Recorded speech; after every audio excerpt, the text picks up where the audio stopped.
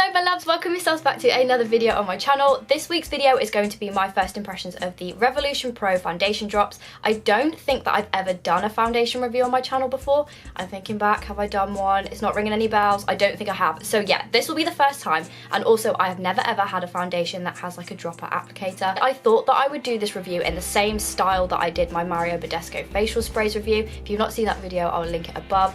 But basically I used those sprays over a longer period of time, so I think it was about 3 weeks I used those sprays. It's not going to be a true review. I can't really tell the long-term effects of what the spray is going to be, if it does do anything to your skin just from using it from one time. I think if you do something different, like with your makeup routine, you're always going to subconsciously think that there's a difference. So I thought I would make it like a true, honest review and be really thorough with it to make sure that I did get a true opinion and an honest review on what I thought of it. So that's what I'm going to be doing with this foundation. I have worn it all today and I've worn it all yesterday, just so I can kind of get a feel of what it will be like. Now, I am, as usual, going to give you a little bit of a backstory to it. So this is what the product looks like if you have not seen it before.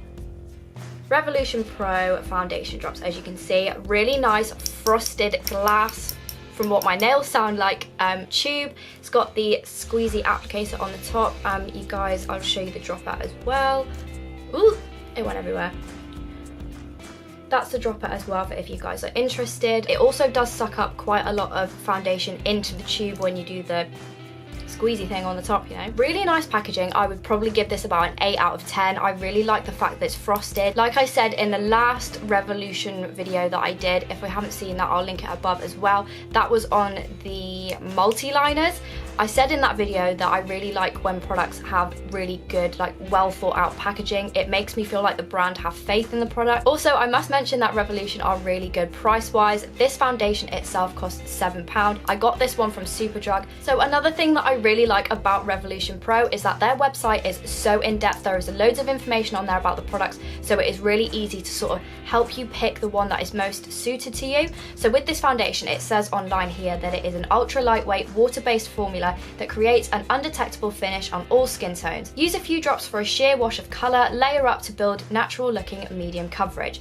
I would definitely agree with that. I think this is definitely a medium coverage foundation. It does say on here that it kind of has like a dewy, luminous looking finish. I would definitely agree with that, but I do have some points that I need to make about that. But before we jump into that, I'll actually talk about the shades. So on the website, it tells you that there is 18 different shades, which is quite a large range for a really new kind of line of foundations. But the thing that I do like about it the most is that each shade has 3 different variants. I know that sounds really odd, but when I was actually trying to swatch the colours on the back of my hand to see which one was best, I was toying between the F6, which is the one I actually went with in the end, the F7 and the F8, because they all looked so similar. It was ridiculous. So all 3 of these shades in my eyes were super similar, and it just so happened that I picked the one that was perfect for me just off a whim. I think I picked the lighter one because a lot of you guys have been digging me out about my foundation, and guys, I have to address this at some point because so many people keep pointing this out to me. Yes, sometimes look a little bit orange in my videos. It doesn't help that that light behind me is not the whitest of colours. Like, I do have a ring light, but it doesn't kind of help. Like, my room is white, it just reflects everywhere. But I also have olive skin, and my skin literally changes colour all the time. So I'll have a foundation that will suit me and be perfect for me 1 week, and then maybe like 2 or 3 weeks down the line, it will be completely the wrong shade. Unless I buy a foundation every single week, I will never ever look perfect. But saying that, this foundation was almost perfect for me. So basically the point I was getting at is I'm looking at the shade list on my screen at the minute, and it says F1, for example, for a fair skin tone with neutral undertone. And then F2 is fair skin tone with yellow undertones. And then F3 is fair skin tones with pink undertone. You get the gist. They do the same shade but with a different undertone, and I think that is spot on, because so many people are like the same colour but they have different undertones. Like, you can have the same shade of foundation that you need, but it just needs to be a little bit pinker, it needs to be a little bit yellower. I had no idea that they did this until I actually was looking into this to review this product. I'm actually going to go as far as saying that this is the truest shade to my skin tone I think that I've ever had in a foundation. I'm just putting it out there, Revolution. I'm just going to say it, well done. Next up, obviously, with pros, there are always a couple of cons, like I mentioned. So the first thing that I wanted to say is, if you have dry skin, this foundation will be beautiful for you. Amazing. It's really nice and hydrating. Your skin doesn't dry out, which is a point that I will have to sort of be a little bit hypocritical about in a minute, but if I was wearing this in the winter, like I wish that I'd had this in the winter months because it would have been perfect for me. I have like combination skin. In the winter my skin goes really dry and patchy in some places, and in the summer my skin is like an oil slick. I myself, when I was actually reviewing this product, decided not to use primer with this foundation just to see how it actually held up. Now for my skin personally, and I'm speaking for people that do have oily skin, I do really like this foundation. It goes on really nicely straight away, you know, easy to blend, blah blah blah, really like that.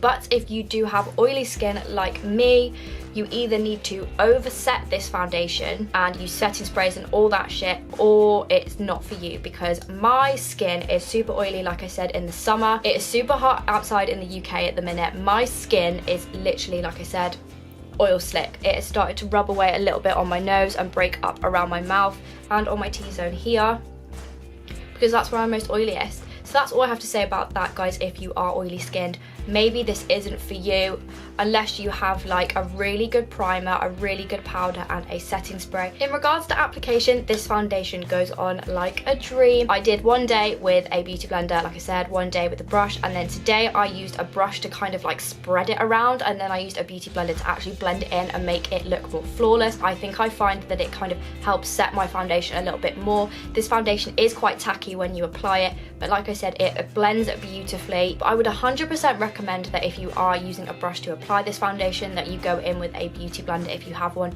just to kind of help relieve that tackiness that you have sometimes when you apply makeup straight away and it's still a little bit wet and you haven't maybe got time to wait for it to dry.